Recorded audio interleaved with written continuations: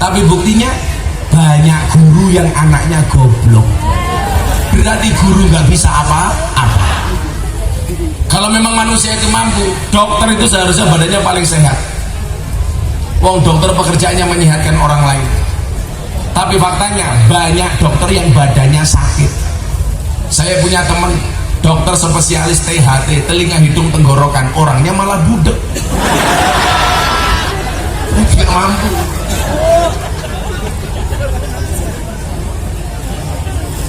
Kalau memang manusia itu mampu, sering saya bilang seharusnya polisi itu rumahnya paling aman. Kenapa? Polisi pekerjaannya mengamankan rumah orang, tapi buktinya polisi sendiri tidak aman. Buktinya ada polisi ditembak polisi di rumahnya polisi. Sambo.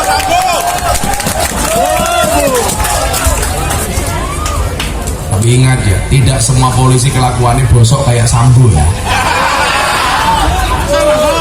Itu hanya oknum polisi, bukan lembaga polisi secara keseluruhan. Karena bagaimanapun polisi itu penting. Coba kota Semarang tanpa polisi setahun, apa yang terjadi? Banyak barang hilang, perawan meteng tak ada. Kalau memang manusia itu mampu, seharusnya apa? Kuli bangunan itu rumahnya paling bagus tuh. Wong kuli bangunan pekerjaannya membuatkan rumah orang. Tapi buktinya banyak kuli bangunan nggak punya rumah. Termasuk wong tugu. Ngontrak. Satu lagi yang gara-gara ini saya dilaporkan sama Persatuan Dukun Republik Indonesia. Saya bilang kalau memang manusia itu mampu, seharusnya apa? Seharusnya dukun itu istrinya paling cantik. Kenapa? Wong dukun pekerjaannya jual pelet dan pengasihan. Tapi buktinya banyak dukun istrinya cangkemnya merongos. Bisa apa?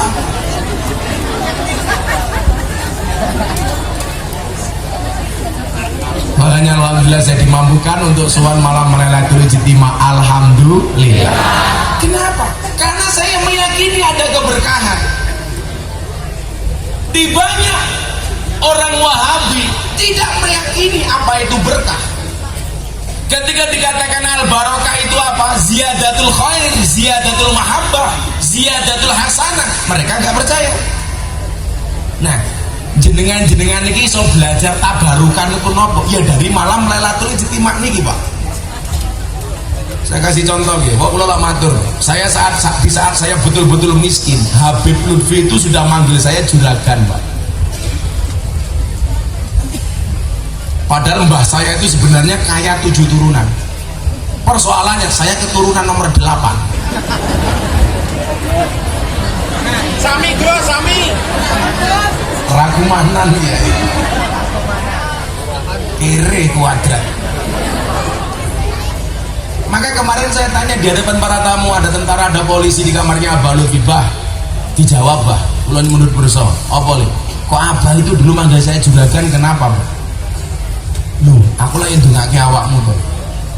Saya itu mungkin orang yang bukan penderek di dalam, yang paling sering mendapatkan asobah, sisa makanan dan minuman dari Habib Lutfi.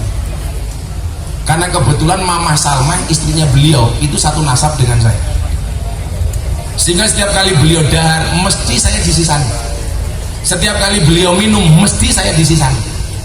Dan saya meyakini keberkahan dari orang-orang soleh. Makanya kenapa kemudian Imam As-Syafi'i mengatakan uhibbus sholihin walastu minhum la'alli an anala bihim syafa'ah. Saya mencintai orang soleh walaupun saya bukan merupakan bagian dari orang soleh. Jadi jenengan niat mawon, saya yakin malam hari ini di atas panggung banyak orang soleh kecuali saya. Ini banyak-banyak orang alim. Jenengan datang ke sini niatnya seneng saja sama mereka orang-orang soleh. Amin. Ini banyak kiai di sini, tapi mohon maaf para kiai, cukup saya matur. Kita di atas panggung yang sama, tapi dengan amplop yang berbeda.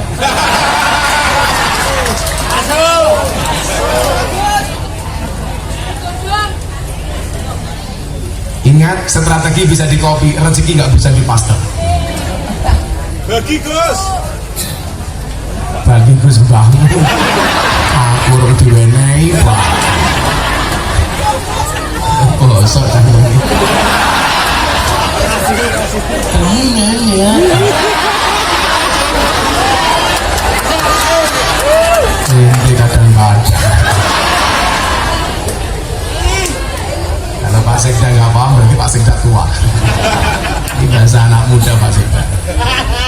Satu lagi yang lagu paling digemari sama Pak Sekda. Ini tuh sulit, kan sulit.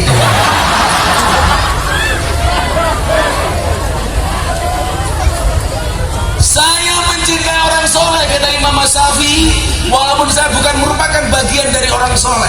Tujuannya apa? La'anli an anala bihim syafa'ah. Karena saya berharap mendapatkan pertolongan dari orang-orang soleh. Saya kasih contoh sederhana Pak Bu. Saya punya penggemar berat di Kalimantan Selatan, 7 jam dari Banjarmasin. Anaknya hamil muda. Setiap malam nonton YouTube-nya Gus Miftah, setiap tidur ngelindur nyebut namanya Gus Miftah. Untuk pedalaman Kalimantan yang matang. Coba kalau orang Semarang, orang pagi curiga jangan-jangan sing ngetengin Miftah. Anaknya matur sama bapaknya, Pak, bisa nggak sowan ke Jogja?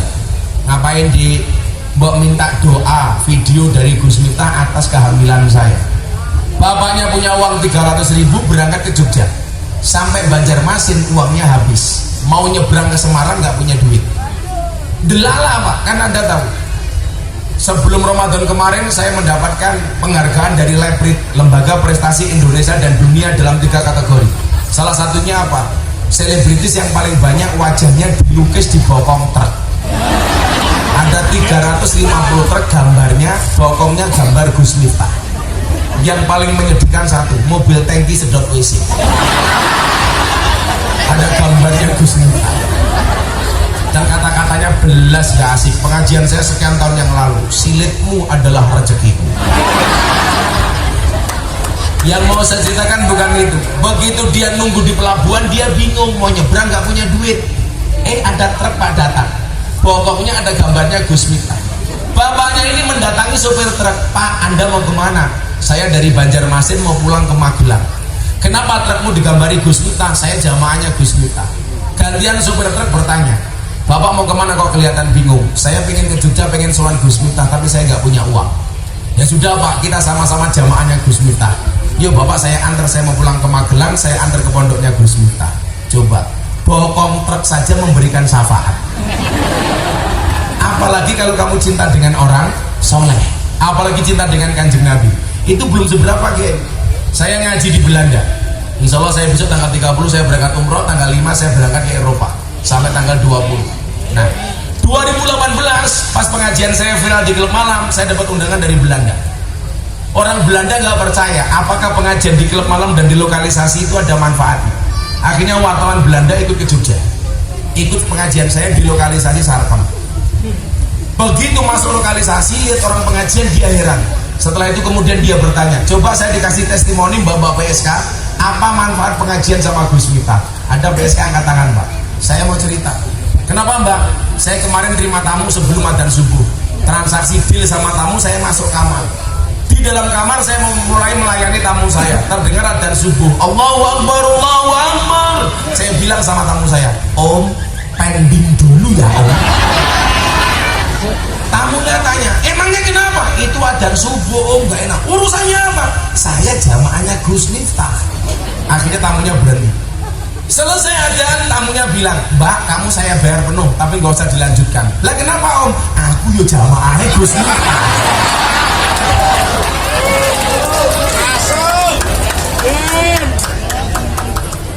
Ayo. La ali an anala bihim syafa. Oh, biar tahu gitu. Jangan-jangan mbaknya kamu kok ketingan.